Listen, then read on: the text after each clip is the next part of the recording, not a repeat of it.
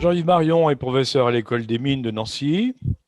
Il est directeur du LORIA, laboratoire lorrain de recherche en informatique et ses applications, qui est un laboratoire commun à l'Université de Lorraine, au CNRS et à l'INRIA. Jean-Yves est membre senior de l'Institut universitaire de France. C'est un des fondateurs du laboratoire de haute sécurité. Ce laboratoire, inauguré en juillet 2010, a pour vocation d'accueillir des travaux pour sécuriser les réseaux, les échanges sur Internet et les équipements de télécommunication qui sont associés. C'est un des premiers laboratoires de recherche académique en Europe sur ce sujet. Les travaux de recherche de Jean-Yves concernent deux grands thèmes. D'une part, la logique et la complexité implicite. C'est un thème sur lequel il travaille depuis longtemps. Et d'autre part, la virologie et la cybersécurité, notamment avec l'utilisation de méthodes formelles. Il a encadré 12 thèses de doctorat, publié une centaine d'articles d'audience internationale. Il a beaucoup d'autres activités, je ne vais pas vous prendre trop de temps. Je dirais simplement que Jean-Yves est également, pour faire plaisir à Jean-Claude, à l'origine de la création en 2017 d'une start-up qui s'appelle Cyberdetect et qui travaille sur la commercialisation des travaux de recherche sur les codes malveillants qui sont développés au Lauréat. Je crois que c'est plus que jamais d'actualité et il n'est pas impossible que l'épidémie de Covid ait fait avancer le domaine parce que la consommation d'échanges sur les réseaux et d'échanges électroniques est la plus haute qu'on ait sûrement jamais connue. Donc Jean-Yves, s'il te plaît, et merci d'avoir accepté de venir nous parler de cybersécurité. Alors, pour répondre par rapport à la pandémie suite au Covid, en fait, le nombre global d'attaques n'a guère varié par rapport à avant cette pandémie, avant cette crise sanitaire. Et ça va peut-être vous faire sourire, mais peut-être pas sourire complètement. Il y a eu le directeur de l'ANSSI, qui est l'Agence nationale de sécurité des systèmes d'information, a été auditionné au Sénat. Et il a dit que les grands groupes de pirates informatiques avaient fait une conférence de presse, parce que ces gens-là font des conférences de presse, en disant que comme il y avait une crise sanitaire, eh ben, ils éviteraient d'attaquer, par exemple, les hôpitaux. Vous voyez, donc même les pirates informatiques ont une forme de conscience. Bref, dans quel monde on vit. Donc, l'exposé, donc j'ai ciblé à peu près 45 minutes, à peu près. L'exposé est en deux parties. Une première partie, on va dire, générale, relativement générale sur la cybersécurité, peut-être avec un petit biais du fait de mon expérience sur les virus informatiques et les codes malveillants qu'on appelle en bon français malware.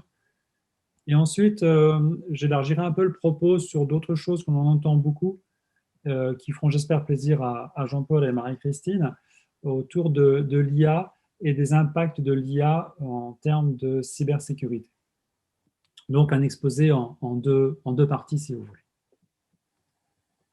Alors, si on revenait au début, parce qu'il faut comprendre pourquoi, finalement, nos systèmes sont si vulnérables. Alors ici, je n'ai pas besoin de présenter que de la technologie ou de l'innovation ou de l'ingénierie. On peut prendre le temps un tout petit peu de réfléchir. Et vous voyez, dès le départ, qu'est-ce que c'est que l'informatique? L'informatique sont des algorithmes qui sont traduits dans un langage de programmation et qui ensuite tournent sur des ordinateurs. Et là, j'ai mis les photos des deux papas, des deux pères fondateurs de l'informatique, qui sont d'un côté Alan Turing et de l'autre côté John von Neumann, qui eux deux ont énormément contribué à la création du premier ordinateur en particulier, Turing ayant défini les bases de l'informatique, enfin, d'un point de vue moins théorique, et von Neumann ayant poursuivi ses travaux dans différentes directions. Alors pourquoi je pars de si haut? Tout simplement parce que si on essaie de comprendre d'où viennent ces cyberattaques, pourquoi on a des problèmes de sécurité alors qu'on est au 21e siècle, que finalement, si vous regardez le premier PC qui était sur votre bureau, je ne sais pas quand, mais ça devait être à peu près dans les années 80-90, suivant, voilà, ou les premières consoles Unix. Pourquoi depuis tout ce temps-là, il y a toujours des attaques informatiques? Pourquoi il y a toujours des virus? Pourquoi il y a toujours des ransomware, des spyware, etc. Tous ces noms fleuris qui abondent dans nos ordinateurs. Ben, l'une des raisons, c'est que si on regarde une définition possible, qu'est-ce que c'est, sur quoi repose ce monde numérique, ce monde informatique, on pourrait le diviser en 4 parties. J'aime bien ces 4 parties, ils ont été développées par Gérard Berry dans ses conférences au Collège de France. Et oui, les 4 parties, c'est quoi? Ben, c'est le matériel, hein, le hardware, c'est sur quoi tournent les différents programmes qui implémentent les algorithmes informatiques. Le logiciel, c'est le software, donc ça c'est absolument fondamental, hein. C'est un peu l'idée d'Alan Turing, hein. Ces machines de Turing, c'est quoi? C'est du hardware, pardon, mais sur le ruban de la machine, qu'est-ce qu'il y a? Il y a des programmes, et ces programmes, la machine peut les exécuter. Et là, à partir de là, tout est ouvert, on peut faire des calculs dans tous les sens. Et l'informatique, c'est pas que ça. Il y a aussi 2 autres points qui sont importants, qui sont les interfaces homme-machine. On a bien vu tout à l'heure, j'ai un peu cherché comment on faisait pour applaudir, sur quel bouton il fallait cliquer. Je n'ai pas trop l'habitude d'utiliser Zoom, mais il m'a fallu quelques instants pour trouver. Et ces interfaces, ben, elles peuvent provoquer des erreurs ou elles peuvent induire l'utilisateur à faire quelque chose qu'il n'aurait pas dû faire. Et ça, ben, c'est des portes ouvertes à des attaques. Et puis il y a aussi autre chose qui est inévitable, ce sont les bugs, les erreurs, les plantages. Ça, vous n'allez pas me dire que vous ne connaissez pas un bug en informatique, je ne vous croirais pas, ou alors vous n'avez jamais utilisé un seul ordinateur de votre vie, hein. Il y a toujours des erreurs dans tous les sens. Vous allez me dire, mais pourquoi? Finalement, est-ce que les gens qui programment chez Microsoft, chez Apple, chez Google, chez Facebook sont si mauvais qu'ils n'arrivent pas à faire des programmes justes? Ah non, ils sont excellents, c'est pas le problème, c'est que le sujet est extrêmement difficile. Et on laisse toujours passer des bugs et on verra pourquoi. Il y a des bonnes raisons au fond, il y a des raisons scientifiques profondes pour lesquelles ça risque de durer encore un certain temps.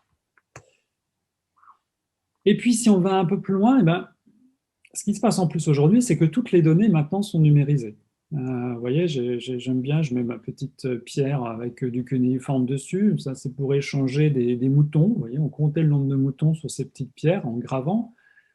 Aujourd'hui, on ne fait plus ça, quelle que soit la donnée que vous voulez transmettre, que ce soit du texte, un article, une vidéo, du son, le contrôle de n'importe quoi, d'un moteur, d'une centrale nucléaire, tout ça est numérisé, ça donne juste une suite de caractères, et les algorithmes dessus vont juste travailler sur cette suite, sur ce flux de caractères, sur ce texte, de manière complètement uniforme, parfois ne sachant même pas sur quoi on travaille, hein, simplement une suite de lettres que l'on va essayer de réécrire. D'ailleurs, là-dessus, je vous invite à regarder le livre de Jean Lassègue sur Alan Turing, qui explique ça fort bien en disant que finalement, l'informatique, c'est le dernier développement de l'écriture.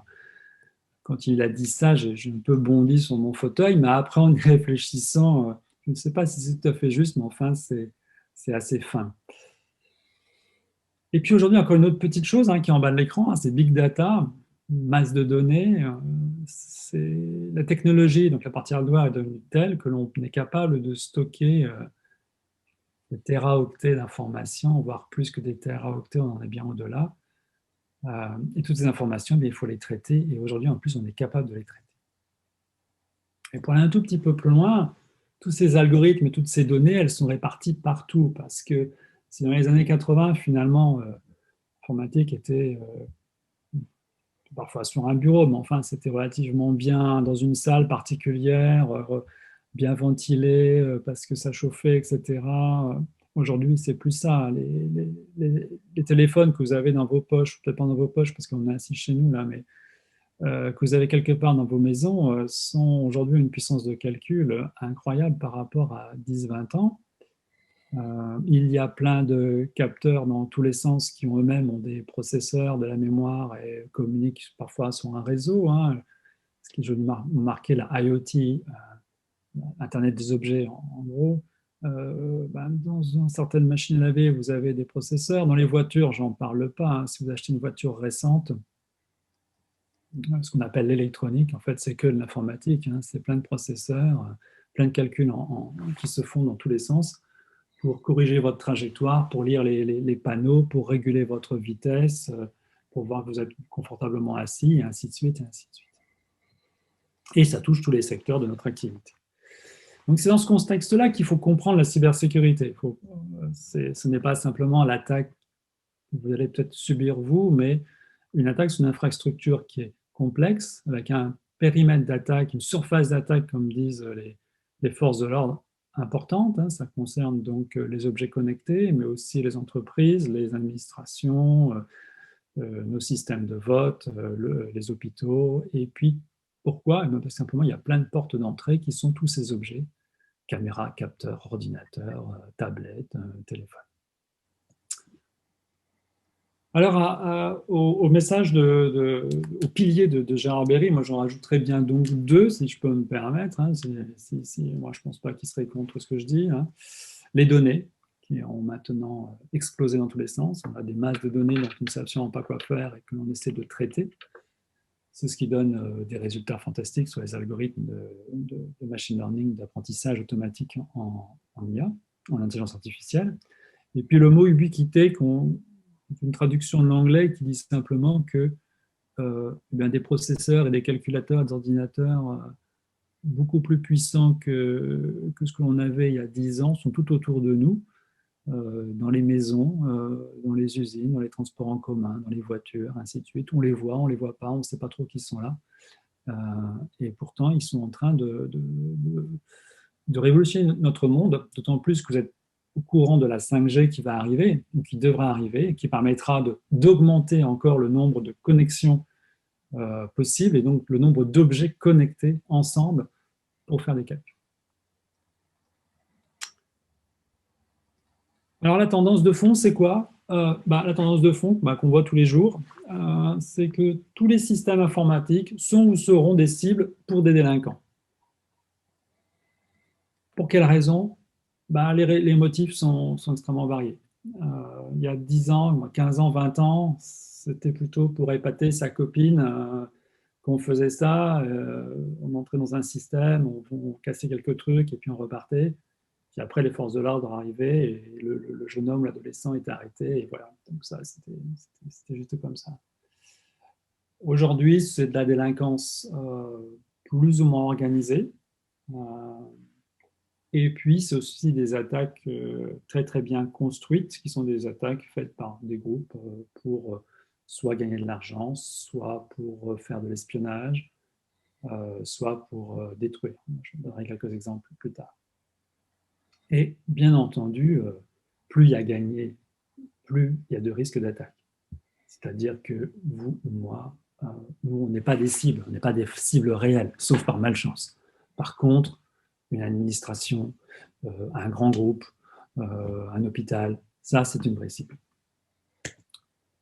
Alors, quelques exemples d'attaques pour faire un petit peu, vous faire peur peut-être. Hein, c'est pas trop loin d'Halloween, donc on va se faire un tout petit peu peur. Alors, Mirai, par exemple, qui est en haut, qui est un joli nom japonais, qui est ce qu'on appelle un botnet. Donc, un botnet, c'est un virus qui se distribue sur différents ordinateurs et qui communique, donc qui fait communiquer ces différents ordinateurs entre eux, de telle sorte à faire une attaque. En général, les botnets, ça sert à envoyer du spam que vous recevez dans vos boîtes aux lettres, qui permet de gagner de l'argent, parce que vous envoyez des millions de spam. Si vous avez, par exemple, 10% qui répondent, vous voyez, c'est quand même pas mal. Surtout que ça ne vous a pas coûté grand-chose. Et là, les gens derrière, le groupe derrière Mirai, ont fait autre chose. Eux, ils ont compromis des caméras de surveillance, essentiellement. Caméras de surveillance qui, généralement, disposent d'un ordinateur complet. Donc, ils ont attaqué ces caméras, souvent assez vulnérables parce qu'il n'y a pas de mot de passe, ou le mot de passe est extrêmement faible. Le mot de passe, c'est password. Le nom de login, ça doit être login, quelque chose comme ça, ou user. Bon, très facile à trouver. Et donc, ils ont mis en réseau toutes ces caméras et ont utilisé ces différentes caméras pour attaquer différents services, en particulier un service qui s'appelle DIN, que vous ne connaissez peut-être pas, c'est à peu près l'équivalent d'OVH en Europe, c'est un fournisseur d'accès à Internet dans lequel il y a Twitter, Amazon, Spotify, Netflix, etc. Donc, vous n'êtes peut-être pas des grands fans de Twitter, Amazon, Spotify, Netflix, mais enfin, je suis sûr qu'autour de vous, il y a quand même des adolescents qui, eux, passent leur vie sur Netflix ou Spotify ou d'autres choses. Mais pendant 24 heures, ils n'ont pas pu avoir accès à leur service préféré, tout simplement parce que ce botnet les avait bloqués. Ce même botnet a aussi attaqué OVH, produisant les mêmes effets en bloquant les services d'OVH. D'autres attaques, j'en ai cité une autre là en Suède, une attaque qui, c'est pas certain que l'attaquant savait ce qu'il faisait, néanmoins il a bloqué pendant 48 heures le chemin de fer suédois, simplement parce que le chemin de fer suédois ne savait pas trop exactement ce qui était attaqué et ils avaient peur sur la gestion en particulier des trains sur les lignes de chemin de fer. Enfin, une attaque qui est plus ancienne maintenant, mais qu'il faut toujours avoir, qui est assez intéressante, au moins qui est une bonne illustration, qui est l'attaque de Stuxnet sur les centrifugeuses iraniennes pour ralentir le programme d'enrichissement qui était conduit en Iran. Bon, on dit que ça a ralenti quand même pas mal. C'est difficile d'approximer le temps, 6 mois, 1 an, suivant les différentes sources. Et là, ce qu'on voit derrière, c'est des attaques faites par des gens extrêmement rompus à l'informatique, sortant des meilleures universités, probablement américaines et israéliennes, ou israéliennes, ça je ne sais pas. Mais il n'y a pas que ça, si vous êtes plus proche de vous, plus proche de nous, une attaque sur le CHU de Rouen qui a bloqué le CHU pendant un certain temps, je ne sais plus combien de temps, mais au moins une semaine, où le CHU était fort embêté, en particulier parce qu'il ne savait pas trop qu'est-ce qui était compromis, et donc plein d'interventions ont été retardées. Donc toujours pareil, le directeur de l'ANSSI, qui toujours au Sénat a dit que finalement le CHU a plus ou moins continué à fonctionner, mais comme autrefois, comme dans les années 70, c'est-à-dire sans informatique, en faisant comme il pouvait. Et ça, évidemment, ralentit beaucoup les interventions. Heureusement, dans le cas du CHU de Rouen, la personne ou le groupe qui a attaqué ne savait pas ce qu'ils attaquaient. Donc, ils n'ont pas été très loin, ils n'ont pas demandé une rançon forte et le CHU s'en est sorti. Si l'attaquant avait su, peut-être que ça serait bien plus mal passé. Pareil, si vous êtes au courant, la région Grand Est, le système d'information de la région Grand Est a été attaqué, je ne me souviens plus très bien quand, mais là, durant le premier confinement, donc en avril ou mai 2020, l'attaquant ne savait pas non plus exactement qu'est-ce qu'il faisait, heureusement. Donc le périmètre d'attaque augmente, cette surface d'attaque augmente, et à peu près tous nos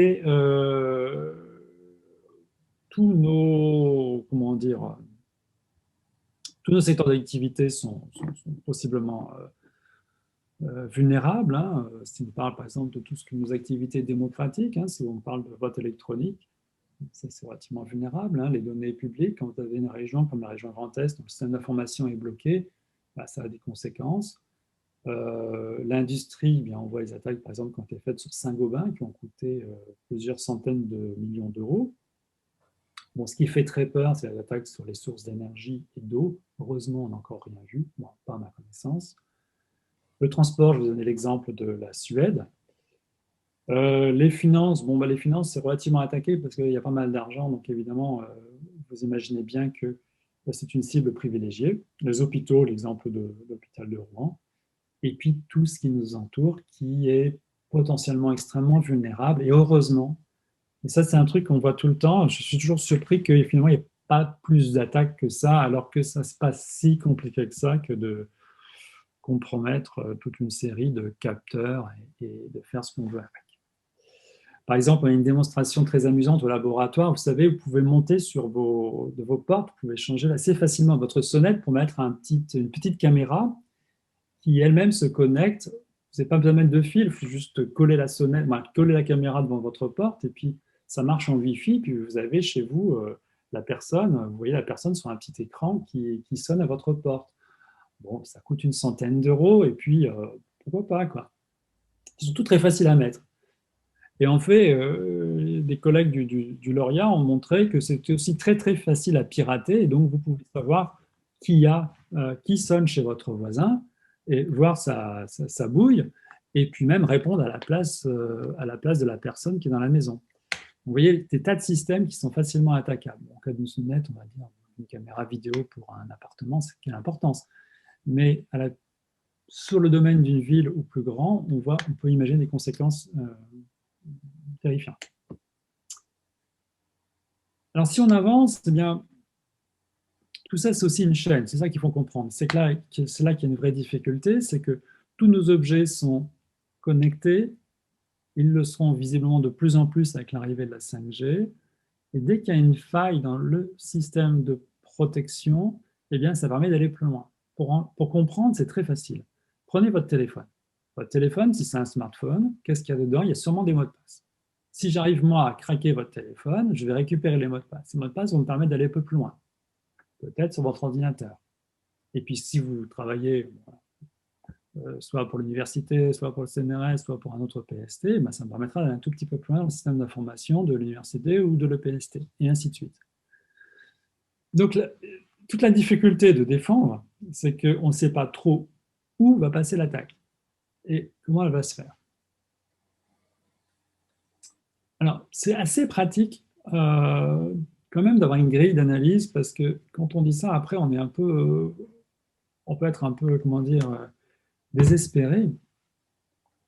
Et en fait, il ne peut pas trop l'être, c'est comme ça. Mais une grille d'analyse permet de comprendre qu'est-ce qui se passe. Il y a un vieux système qui s'appelle facile à retenir, que c'est CIA, confidentialité, intégrité et non-accessibilité. Ce n'est pas du très bon français, mais c'est une traduction de l'anglais.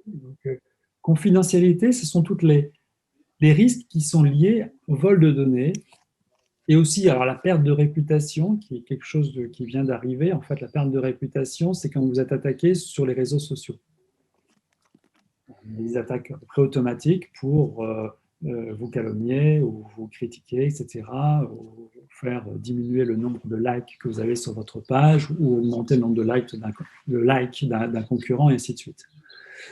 Vol de données, ça on comprend très bien, hein, c'est de l'espionnage ou alors de vol de données afin de demander une rançon. Typiquement un ransomware, donc tout ce qu'on a entendu autour de WannaCry ou d'autres, quand ils vont chiffrer vos disques, ils vont voler vos données. Le problème de l'intégrité, c'est tout ce qui concerne la modification des données. Donc encore une fois, on va retrouver les ransomware, mais on va aussi trouver les attaques comme celle de TV5 il y a maintenant un certain temps, hein, qui a défiguré le site de la télévision TV5 pour avoir une propagande islamiste. Et puis, tout ce qui est manipulation des données. Enfin, non-accessibilité, donc ça c'est le cas par exemple de ce qui est arrivé avec le botnet Mirai quand ils ont attaqué l'opérateur DIN, c'est d'empêcher un service d'être accessible. Alors évidemment, ça peut être extrêmement embêtant, par exemple si c'est un service d'urgence dans un hôpital ou un service d'urgence dans une ville. Jusqu'à la destruction, et donc là on a vu des cas d'attaque où l'objet était simplement de détruire. Donc là, ça a effacé les informations sur les disques. Point. C'est un virus qui s'appelle Nopetia. On soupçonne que ça a été fait par les Russes pour attaquer au moment des conflits avec l'Ukraine, dont le seul objectif était, un, d'effacer, et deux, en plus, de demander une rançon.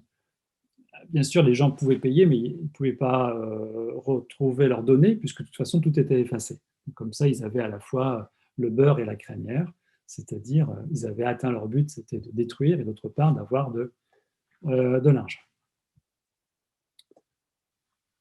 Alors, comment on fait une attaque? Si ce soir, là, on se disait, bon, on va se prendre une heure de plus, et puis on va faire une petite attaque ensemble, on a la tête relativement bien faite, tous ici. Voilà. Est-ce qu'on est capable de faire une attaque? Oui, je pense que oui, il n'y a aucun souci. Alors, j'ai pris un ancien exemple, là, c'était les élections de Obama et de Biden. Je n'ai pas pris de nouvelles parce que ce n'est pas clair, et puis c'est un peu tendu actuellement aux États-Unis, mais l'histoire d'Obama-Biden, il y a un groupe qui a fait circuler le fait que Obama n'allait pas être président et qu'il était en train de démissionner.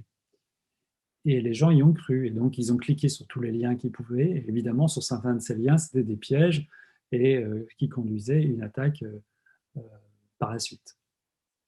Un autre exemple, là, vous voyez, c'est marqué de Jean-Yves Marion à Nathalie Bussy. Vous allez me dire, bon, Jean-Yves Marion, vous voyez, c'est moi. Nathalie Bussy, c'est la responsable administrative du laboratoire. Mardi 3 novembre, objet de paiement. Vous pouvez le lire, hein. Bonjour.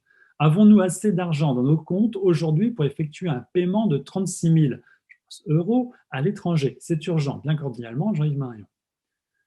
Bon, pour ceux qui me connaissent, c'est pas tout à fait mon style, mais c'est un mail tout à fait correctement écrit, il n'y a rien à dire. Le problème, c'est que ce mail-là, il ne vient pas de moi. Il ne vient pas de moi parce que si vous cliquez sur le nom Jean-Yves Marion, vous verrez que ce n'est pas mon adresse email, mais c'est une autre adresse. Simplement, ils ont juste usurpé mon identité sans changer l'adresse email, parce que c'est ça, ils ne savaient pas faire. D'accord? Donc, l'adresse email, d'ailleurs, on ne sait pas, c'est quelque chose de pas très clair, demandant que la responsable administrative verse de l'argent à un compte à l'étranger. Vous voyez, c'est relativement bien fait. La voie hiérarchique, on va dire, est respectée. La demande est relativement, on va dire, raisonnable. Bon, bien sûr, pour une administration, verser 36 000 euros à l'étranger, vous voyez, c'est complètement surréaliste comme ça. Mais la personne ne doit pas le savoir. Mais pour une petite entreprise, par exemple, imagine une situation d'une petite entreprise, d'une entreprise quelconque où le directeur dit à sa responsable verser 36 000 euros sur ce compte, ça pouvait très bien fonctionner. Alors, on a joué un tout petit peu plus, on a été un tout petit peu taquin avec l'attaquant, on lui a demandé un peu plus de choses, et en fait, il nous a même envoyé ses coordonnées bancaires. Voici les coordonnées bancaires pour le paiement. Envoyez-moi la capture d'écran de confirmation de paiement quand il est payé. OK. Et après ça, on a les coordonnées bancaires, le nom, Benny Fernandez, voilà. Alors évidemment, après, nous, on s'est arrêté là et on a tout envoyé, on a porté plainte et on a tout envoyé au service compétent de la police. Je vais oublier le nom là. Mais voilà. Donc, vous voyez, les attaques par ingénierie sociale consistent juste à utiliser l'informatique, utiliser de telle sorte à essayer de vous piéger d'une manière ou d'une autre pour récupérer des informations ou pour voler de l'argent. C'est un exemple. Bien entendu, quand vous voulez aller plus loin, parce qu'il faut parfois aller plus loin, parfois il faut coupler les choses aussi. Donc l'ingénierie sociale ne suffit pas, il faut savoir aussi rentrer dans les systèmes pour prendre des informations sans être vu, si on veut être discret. Alors, par exemple, imaginez de l'espionnage, mais imaginez aussi un ransomware qui va essayer de chiffrer les informations de telle sorte à vous demander une rançon. Là, il faut être un peu plus malin et il faut rentrer dans le système. Alors, comment on fait pour rentrer dans un système? Vous allez me dire, je ne sais pas. Là, il faut trouver ce qu'on appelle un bug. Donc, encore une fois, une erreur du programme et voir si cette erreur du programme, on peut l'exploiter. Et si on peut l'exploiter, dans ce cas-là, on va pouvoir s'en servir pour dérouter les logiciels, dérouter la bonne exécution des logiciels qui tournent sur un ordinateur, de telle sorte à récupérer les droits et exécuter un nouveau programme qui est tenu par l'attaquant.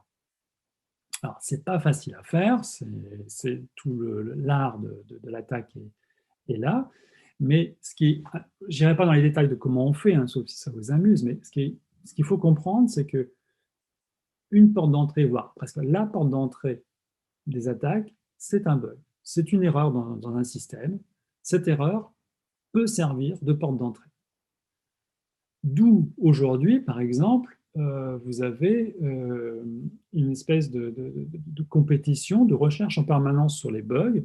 Certains le disent qu'ils en ont trouvé, d'autres ne vont pas le dire, tout simplement parce qu'ils vont garder ces bugs comme des vulnérabilités potentielles pour pouvoir les utiliser. WannaCry, un ransomware extrêmement connu qui a fait beaucoup de bruit à partir de 2017, c'était un bug que la NSA connaissait et que les autres ne connaissaient pas. Et donc, ce bug-là a été exploité par un attaquant après coup. Alors, pourquoi c'est si dur? Faisons un tout petit peu, là, j'ai fait beaucoup de trucs un peu faciles à expliquer. Bon, c'est intéressant, mais vous allez me dire, mais finalement, au fond, c'est pourquoi c'est dur. Revenons sur les premiers, pour les premiers transparents de cette première diapo de cet exposé. Pourquoi c'est dur? Là, il faut revenir un peu à Alan Turing. C'est dur tout simplement parce que la détection d'un bug dans un programme, c'est un problème indécidable. Ça veut dire quoi? Ça veut dire qu'il n'existe pas un super programme qui va prendre en entrée un programme et qui va vous dire ce programme-là, vous pouvez y aller, il est nickel, il n'y a pas de bug. Bah, ça n'existe pas. Et on peut le démontrer. C'est la démonstration de Turing 1936 qui se rattache, pas très compliqué, mais on peut voir que ça se rattache au problème de l'arrêt des machines de Turing. C'est le même type de démonstration. C'est une démonstration qui se fait par un argument de diagonalisation très similaire à l'argument de Cantor pour montrer que le cardinal des entiers naturels, le cardinal des parties des entiers naturels est différent. Donc là, on va, dès le départ, on va dire, les attaquants ont une longueur d'avance parce que le ver est dans la pomme. Dès la construction de l'informatique, les bugs sont présents et on ne peut pas les retirer comme ça. Voilà. Donc, on a des moyens de faire pour diminuer le nombre d'erreurs, mais on ne sait pas prouver pour coup sûr qu'il n'y aura pas de bug. Alors évidemment, la même démonstration, un peu plus compliquée, je le fais quand j'ai des bons étudiants en face de moi, sinon j'arrête parce que parfois je fatigue un peu. C'est pareil, la détection de malware ou de code malveillant est aussi un problème indécidable, à peu près pour les mêmes raisons que trouver un bug dans un programme est un problème indécidable. Donc, ça veut dire, donc, vous voyez, là, cette frontière-là, je ne sais pas si vous voyez ma souris, hein, cette frontière où ici, il y aurait les badware, là, et les goodware, hein, les mauvais software, et là, les bons logiciels, et bien cette frontière, on ne sait pas bien la dessiner. En fait, il n'y a pas d'algorithme qui va vous dire « Ah ben, celui-là, il est bien là. Non, il est bien là. » On ne sait pas faire. Et tout ça, c'est aussi les conséquences des résultats de Turing en 1936, et bien sûr, qui ont été raffinés par la suite jusqu'à maintenant. Alors, je vais conclure sur cette première partie, peut-être un peu rapidement. Simplement, les attaques, qu'est-ce que ça implique, hein? Ça implique que quand le système est attaqué, ce que va sortir le programme ou ce que la décision de l'algorithme, jusqu'où elle n'est pas compromise, hein? Est-ce que c'est bien ce qui devait sortir ou est-ce que c'est le résultat d'une attaque? D'autre part, vous dire que tout ce qui est attaque, à la différence pour le moment des attaques anciennes, physiques, les attaques virtuelles, sont difficiles et difficiles d'identifier les gens. C'est très difficile de savoir d'où elles viennent. On dit beaucoup de bêtises sur le sujet. Et ce qui est intéressant, je pense, pour nous scientifiques, c'est que si nos systèmes n'avaient pas de bugs, donc c'est vraiment là c'est un sujet dur, eh bien, ils seraient résistants. Donc, il faut apprendre à bien programmer, à bien développer, à faire de la bonne algorithmique. Et là, ça nous renvoie dans nos cordes, à la fois d'enseignants et aussi de chercheurs. Et d'autre part, une partie que je n'ai pas dite, qui est fortement intéressante, c'est tous ces codes malveillants sont programmés de manière absolument extraordinaire en ayant des interactions avec l'informatique à ses fondements. Alors, je vais aller un tout petit peu plus loin, peut-être un tout petit peu plus vite parce que je vois que le temps avance. Et le futur, le présent, mais le futur, à mon avis, il est en cybersécurité, il est déjà un peu là. Et je vais parler un tout petit peu d'intelligence artificielle. Donc, vous allez voir, mon prisme va bouger un tout petit peu. On va un petit peu s'éloigner de l'informatique plus classique avec les objets connectés, les réseaux, le logiciel, le hardware, tout ça pour arriver sur qu'est-ce qui se passe, donc sur les parties plutôt données et traitement des données et quelles sont les conséquences en sécurité. Alors, je vais parler de choses relativement, je pense que vous êtes à peu près au courant tous, sur le problème de la protection des données. Vous savez que le problème de cybersécurité, c'est le vol de données. Voilà. Et vous voyez un premier exemple hein, chez Facebook. Hein, donc chez Facebook, généralement, leurs ingénieurs, c'est loin d'être des idiots. Hein, ils font des choses absolument merveilleuses hein, au niveau programmation, informatique. Mais il y avait un bug dans leur système. Hein, ça leur a coûté que plusieurs centaines de millions de mots de passe ont été ont été stockées sans être chiffrées. Donc, si quelqu'un les récupérait, il pouvait lire et les utiliser pour faire ce qu'il voulait.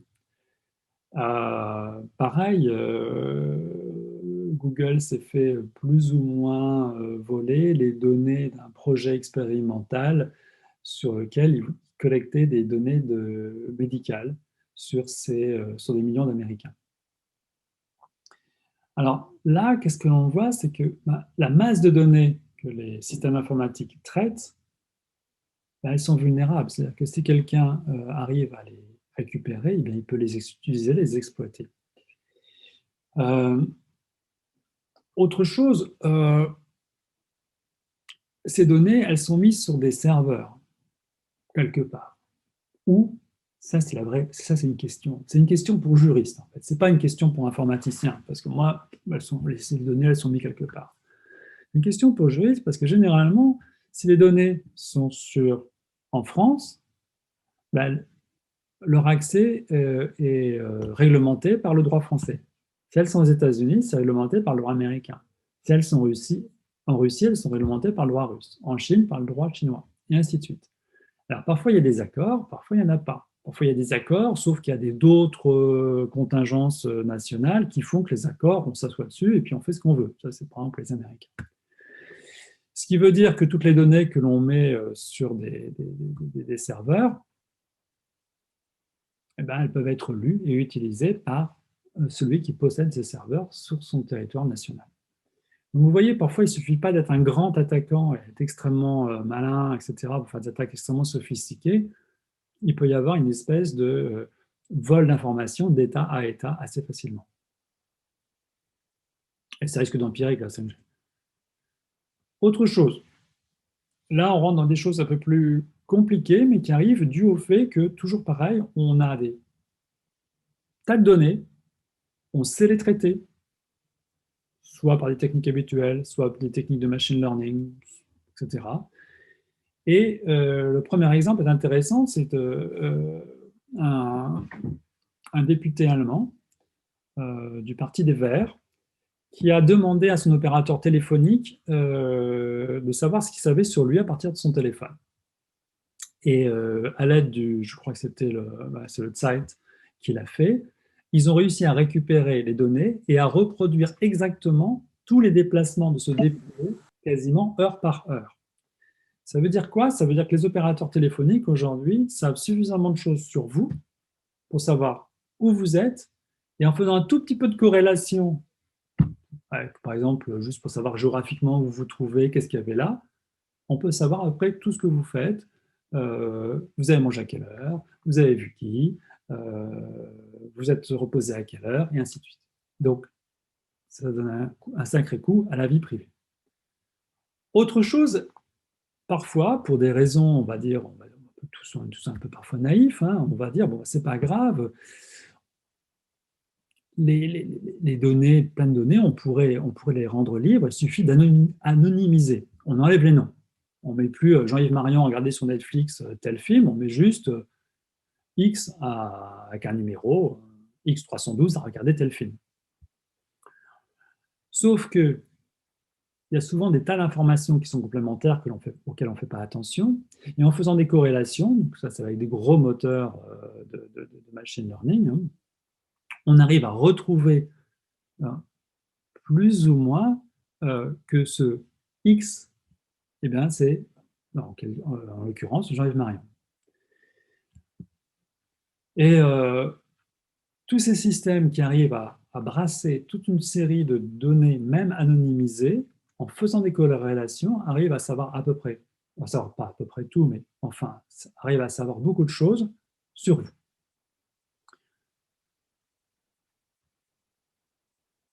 Si on avance, donc vous voyez, les données, il y en a beaucoup, elles appartiennent en gros à qui a le serveur. D'autre part, même si elles sont anonymisées, par corrélation, on peut retrouver des tas d'informations et savoir beaucoup de choses sur vous. Il suffit de s'en donner les moyens. Et puis après, on peut aller plus loin, on peut aller regarder du côté des algorithmes. C'est le diapo là que je vous présente. Donc ces algorithmes derrière, pour faire ces algorithmes d'intelligence artificielle, hein, des algorithmes de qui utilisent des réseaux de neurones, hein, que ce soit des réseaux de neurones simples ou des réseaux de neurones profonds. Quand je dis surtout des réseaux de neurones profonds. Et on fait des choses incroyables et je trouve que c'est tout à fait fantastique en tant qu'utilisation. Maintenant, il y a quand même des petits dangers. Donc là, l'exemple qui a été donné, c'est un exposé qu'on a eu au labo de quelqu'un qui s'appelle Shamir, un chercheur justement israélien, on en parlait tout à l'heure, et qui a dit finalement tous ces algorithmes de machine learning tels qu'ils sont conçus actuellement ont un défaut, c'est que on peut les attaquer. C'est assez facile finalement de les attaquer dès qu'on sait comment ils sont construits. Et dans l'exemple qui est là avec les tortues, hein, si vous regardez la légende, en fait, il y a des petits pixels, donc des petits points sur l'image à la tortue qui ont changé. Moi, j'avoue qu'avec mes yeux et mes lunettes, pour moi, je vois toujours des tortues. Je ne sais pas ce que vous voyez, vous, mais moi, je vois des tortues. Eh bien, le système qui reconnaît les images, là, lui, il voit des fusils. Alors, vous allez me dire, bon, que le système voit des fusils à la place de tortues, pas l'histoire. Bon, pensez à l'inverse plutôt, d'accord? C'est-à-dire quelqu'un qui va à une caméra de surveillance qui va filmer la foule et qui cherche je sais pas, quelqu'un qui se promène avec un fusil. Et puis d'un coup, on va changer quelques pixels et la caméra de surveillance va voir une tortue. Il va dire, bon, c'est pas grave, les gens ont le droit de se promener avec une tortue, il n'y a pas de souci. Donc voilà. Ce que je veux en venir, c'est que aujourd'hui, avec ces systèmes d'apprentissage automatique, qui sont extrêmement courants, hein, qui sont aujourd'hui partout, hein, sur vos téléphones, pour reconnaître la parole, et ainsi de suite, sur les voitures, bien entendu, je vais en venir dans un instant. On peut les attaquer et leur faire prendre des mauvaises décisions, les tromper en changeant les données qu'elles ont à leur disposition. Alors, l'autre exemple, c'est les attaques sur les systèmes autonomes. Hein. Donc, l'exemple le plus classique, c'est les attaques sur les systèmes qui sont embarqués dans les voitures. Donc, si vous avez une voiture récente, les voitures savent reconnaître les panneaux de la circulation. S'il y a un stop, savent reconnaître les panneaux de limitation de vitesse, et ainsi de suite. Et donc, il y a eu plusieurs donc les algorithmes qui sont basés sur du machine learning. Et pareil, si vous incrustez quelques points supplémentaires sur un panneau, ou bien sur quelque chose qui n'est pas un panneau, vous allez faire croire à la voiture que, par exemple, c'est un stop, ou vous allez faire croire à la voiture que le panneau qui est vu n'est pas un stop. La limitation, au lieu d'être à 50 km/h, est à 130, et des choses comme ça, provoquant une réaction de la voiture qui est soit de s'arrêter, soit d'accélérer, soit de décélérer, avec les conséquences afférentes. Moralité, en plus donc, des attaques que j'ai présentées dans la première partie de l'exposé, il y a toute une série d'attaques sur les données qu'on fournit à nos algorithmes qui permettent de tromper donc, ces algorithmes qui vont prendre des mauvaises décisions. On peut aller un tout petit peu plus loin, jusqu'où ça peut non seulement est-ce qu'on peut aller plus loin qu'une attaque qui va nous voler de l'information, prendre de l'argent, etc. Ça peut aller beaucoup plus loin, comme je vais essayer de vous l'expliquer. On passe là plus de la cybersécurité, mais carrément à la sécurité, puisque les outils numériques aujourd'hui permettent de surveiller une population complète. Et l'exemple, presque maintenant devenu classique, c'est celui de la Chine, avec un nombre de caméras de surveillance considérable. Hein. Si vous avez été à Pékin récemment, avant la pandémie, il y en a vraiment partout. Ces caméras sont reliées à des systèmes qui permettent de vous identifier et de savoir qui vous êtes. Et vous voyez, rapidement, on sait après tout ce que vous faites. Alors, ce n'est plus non plus de la science-fiction, hein, avec un système de notation des citoyens. Si vous êtes un bon citoyen, vous avez le droit à faire certaines choses. Si vous êtes un mauvais citoyen, vous n'avez pas le droit de tout faire. Et ces systèmes se basent exactement sur des systèmes soit d'apprentissage ou de traitement de masse de données. Sauf que, normalement, en particulier en Europe au moins, il y a des règlements. Il y a le RGPD qui est là, et il y a aussi la Déclaration quand même universelle des droits de l'homme, il ne faudrait pas non plus l'oublier, Et ces deux-là, ces deux règlements, cette déclaration et ce règlement, contribuent à une chose qui est de dire que les algorithmes doivent respecter, quand ils prennent des décisions sur les hommes, doivent respecter une certaine impartialité. C'est-à-dire qu'ils ne doivent pas être discriminants suivant la couleur, suivant la religion, suivant la race, suivant ceci, suivant cela. Et ça c'est difficile parce que c'est difficile à réaliser en vrai, tout simplement parce que beaucoup d'algorithmes liés au machine learning, on n'est pas bien sûr de comprendre, de savoir comment il va réagir. Il y a eu beaucoup de biais, par exemple, sur des systèmes de reconnaissance de visage qui marchaient extrêmement bien sur des gens à la peau blanche et qui marchaient extrêmement mal sur des gens à la peau noire. Et là, vous avez une discrimination. Et ce n'est pas facile, même d'un point de vue informatique. Vous voyez, là, on est un peu aux limites de ce que l'on sait faire, etc. La question, c'est est-ce que l'on peut justifier une décision qui va être prise par un système d'intelligence artificielle? Et aujourd'hui, c'est une question qui est scientifiquement très dure. Je n'ai pas de réponse. Voilà, peut-être que Jean-Paul ou Marie-Christine pourront m'aider sur le sujet, mais je pense qu'on n'a pas de réponse. On ne sait pas, en gros.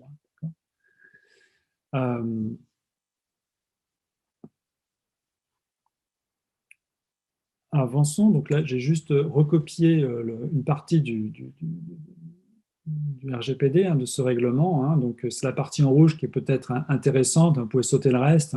Afin d'assurer un traitement équitable et transparent à l'égard de la personne concernée, qui préviennent, entre autres, les effets discriminatoires à l'égard des personnes physiques fondées sur l'origine raciale ou ethnique, les opinions politiques, et ainsi de suite. Donc, on change de cybersécurité, on attaque les attaques informatiques, les ransomware, etc., tout ce que je vous ai raconté au début, à une autre forme qui est liée à notre sécurité, qui est liée à notre vie privée en particulier, qui est que ces algorithmes, ils peuvent avoir des biais que l'on sait maîtriser ou pas, que l'on connaît ou pas, qui peuvent être là avec un but, de telle manière à prendre une décision qui dépend de critères qui n'ont pas lieu d'être. Et évidemment, si vous réfléchissez à tout ce que je vous ai dit, eh bien, ces critères, par exemple l'opinion politique, par exemple l'opinion religieuse, eh bien, vous pouvez la retrouver. Il suffit de faire un grand coup de Google, faire un petit peu de corrélation sur toutes les données que vous avez de la personne, et ce n'est pas compliqué de savoir à peu près ce qu'elle pense, ce qu'elle vote, et ainsi de suite.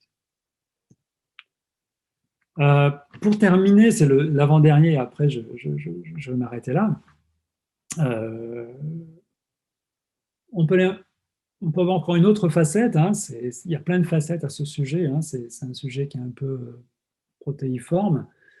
On peut aussi utiliser se servir de l'informatique à un mauvais escient en faisant de la désinformation. Dans le monde, il y a à peu près une semaine, dans la page science, ils ont fait un super réseau de neurones profond, je sais, c'est le plus gros qui existe, sur le plus gros ordinateur, qui est un ordinateur privé aux États-Unis, qui permet en particulier de générer des phrases et de répondre. Et ça, je veux dire, franchement, on ne voit pas la différence avec un humain, on ne sait même pas qu'on a un robot en face. Vous voyez, ce genre de technique, ça permet de faire des fake news et d'envoyer des messages sur Twitter, sur TikTok, sur n'importe quel réseau social que vous utilisez, et faire de la désinformation. C'est ce qu'on a vu aux États-Unis. Alors, je ne parlerai pas des élections-ci, parce que pour l'instant, je ne sais pas grand-chose, mais les élections précédentes, où clairement, des tweets ont été envoyés, mais les tweets ont été envoyés pas par des humains, par des robots. Simplement, ça permet d'en envoyer beaucoup plus et d'être extrêmement réactif à l'actualité. Donc, il y en a eu avec des essais de manipulation à la fois sur les élections américaines, donc celle de Donald Trump contre Hillary Clinton, et après, il y a eu des attaques pareilles sur les élections françaises, aux dernières élections françaises présidentielles. Et puis on peut aller un peu plus loin, on peut aussi faire des deepfakes. Je ne sais pas si j'avais déjà regardé un deepfake, donc ça c'est une merveille de la technologie, c'est-à-dire que je pourrais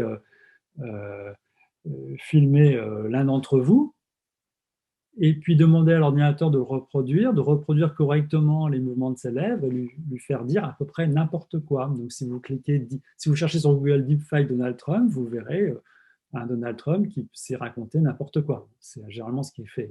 Et là, c'est en plus contrôlé par une autre personne. Pour aller un tout petit peu plus loin aussi, pour un espèce d'ouverture,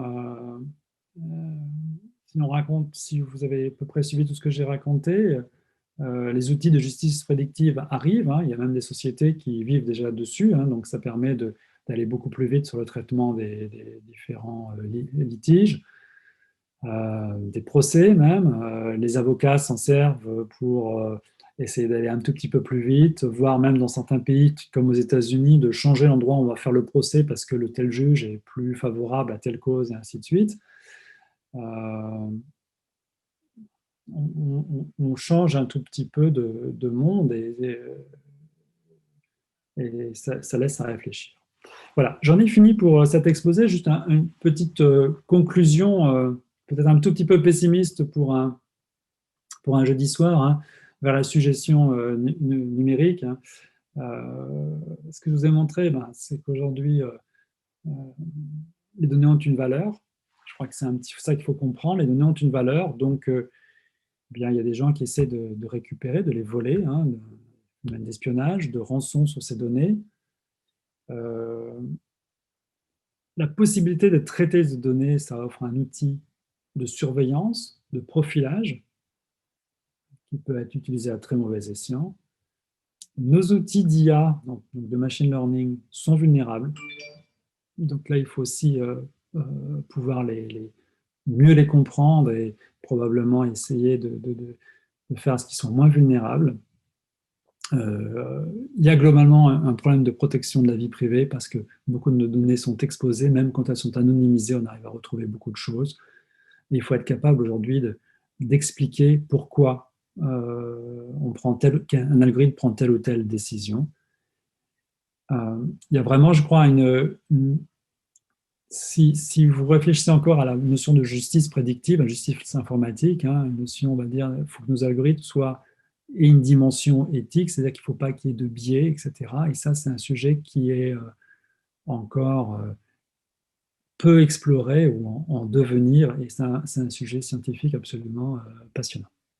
Voilà, j'en ai fini. Je vous remercie beaucoup de m'avoir écouté pendant à peu près 45 minutes, si je ne me suis pas trompé. Merci beaucoup, Jean-Yves. Ça a été à la fois passionnant et un peu inquiétant pour les novices que nous sommes, mais je crois que c'est qu'on sache vivre avec ce monde qui ne cesse de progresser.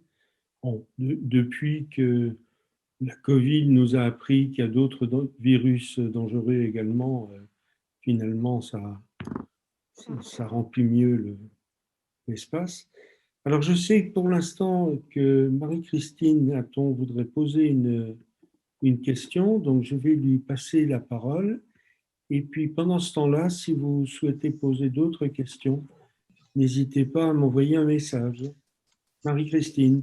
Bonjour à tous. Jean-Yves, c'est toujours un bonheur de t'entendre. J'en profite pour dire à Jean-Claude André, que je vois encore dans sa vignette, que c'était aussi un plaisir de t'entendre, Jean-Claude.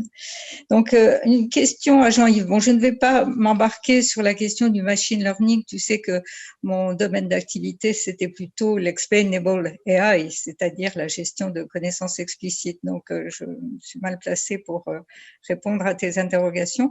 En revanche, j'ai une question. J'ai l'habitude, chaque fois que je reçois un courriel suspect, de le signaler tout de suite au site qui s'appelle signalant.signal-spam.fr. Donc, j'ai un compte et j'en fais circuler, enfin, j'envoie le code source à peu près une fois par semaine. Et je voulais savoir, Jean-Yves, à ton avis, est-ce que ça part dans un trou sans fond ou est-ce qu'il y a derrière un traitement de l'information que j'ai envoyée? On me répond toujours, votre signalement a été enregistré et puis je ne sais pas quelle est la suite derrière. Alors là, je vais répondre un peu en normand parce que je ne me souviens plus très bien de ce signaler spam. Je crois que c'est bien, mais généralement derrière, c'est essentiellement la police, la gendarmerie qui gère ça. Et donc, ce sont des gens extrêmement sérieux et, et, et compétents. Là, en l'occurrence, je ne sais pas qu'est-ce qu'il y a derrière. Bon, Rien. en tout cas, je le fais de façon assidue. Mais nous, on l'a envoyé, je ne sais plus, je pourrais vous envoyer le lien. Donc, il y a un email qui est géré, je crois, par la police judiciaire et qui le reçoit. La difficulté, ensuite, c'est de pouvoir traiter tous ces cas qui sont tous différents et ainsi de suite. Donc, je pense qu'ils doivent être un peu surchargés par le nombre de personnes qui leur demandent de l'aide. C'est un peu la difficulté. Parce qu'à une époque où j'avais eu une usurpation de carte de crédit, je savais que Boulevard Lobo, il y avait une personne qui traitait ces problèmes-là. Alors maintenant, derrière le signal signalant, qu'est-ce qui se passe? Je n'ai jamais eu de retour, en tout cas. Il y a des gens qui travaillent, il y a des forces de l'ordre qui travaillent dessus. Maintenant, ils ne sont pas nombreux non plus. D'accord. Merci Jean-Yves. Merci Jean-Yves pour la réponse. Il y a une autre question. Merci Jean-Yves pour ton exposé. Très intéressant. Tu nous as bien dit à la fin que il fallait se méfier, qu'on ne savait pas trop, que les réseaux neuronaux ne savent pas expliquer ce que les bonnes décisions qu'ils peuvent prendre, d'où ce que tu as appelé l'explainable AI, qui est un domaine de recherche très important. Mais il faut dire aussi, par ailleurs, que l'intelligence artificielle nous amène plein d'aspects positifs. Donc, il faut faire la balance entre les deux et savoir si, à l'avenir, on saura traiter tous ces malwares. Tu as parlé pendant un certain temps de la voiture automatique, pas beaucoup, mais c'est quelque chose qui arrive. On sait bien qu'un hacker va être capable de prendre le contrôle d'une voiture. Ça a déjà été fait pour des bateaux, par exemple, et donc pourrait arriver à des situations très, très délicates. Est-ce que tu peux nous dire un mot sur la façon dont on compte prévenir ce genre de prise en main d'un véhicule par un malware? Alors, tout d'abord, Jean-Paul, tu as raison. J'ai peut-être été trop pris par mon sujet attaque-défense et l'informatique et en particulier l'intelligence artificielle sont une révolution qu'on a encore du mal à voir jusqu'où ça va aller. En particulier, l'intelligence artificielle, pour nous scientifiques, ça nous permet quand même d'avoir des modèles incroyables sur lesquels on peut faire du traitement, ce qui serait totalement impossible avec les outils habituels. Et ça, c'est formidable. Alors maintenant, pour prendre le cas concret typiquement d'une voiture, on sait souvent, oui, il y a pas mal d'exemples. Vous pouvez regarder aussi, par exemple, sur Internet, il y a eu une attaque connue sur une Jeep où on voit l'attaquant, c'est une expérience, je ne sais plus quelle université qui a fait ça, la Jeep, elle dérive tout doucement, et puis elle dérive tout doucement et elle arrive sur le fossé tranquillement, d'une certaine manière, et puis s'arrête, quoi. Donc l'attaquant, là, il a pris contrôle de la voiture, et je ne sais plus comment ils ont fait, et la voiture s'est arrêtée. L'attaquant a pu faire n'importe quoi avec. Alors là, les protections en fait pour les voitures sont relativement traditionnelles. C'est un peu comme nos systèmes classiques en informatique, c'est-à-dire qu'on va protéger le réseau de la voiture, on va protéger ses connexions. Et actuellement, les constructeurs automobiles ont plutôt une tendance à avoir des systèmes propriétaires en se disant que c'est plus difficile qu'un système qui serait ouvert, parce que c'est une bêtise. C'est relativement traditionnel. Là où les autres types d'attaques, en trompant la voiture, en trompant les capteurs de la voiture, qui est une autre forme d'attaque, là c'est un peu plus délicat aujourd'hui, sauf que c'est quand même des attaques, si vous avez, c'est extrêmement difficile à mettre en place, parce que commencer à modifier un tout petit peu les panneaux de signalisation, en sachant que la voiture va passer en plus, Oui, c'est sûr. Ça devient quand même... Ouais.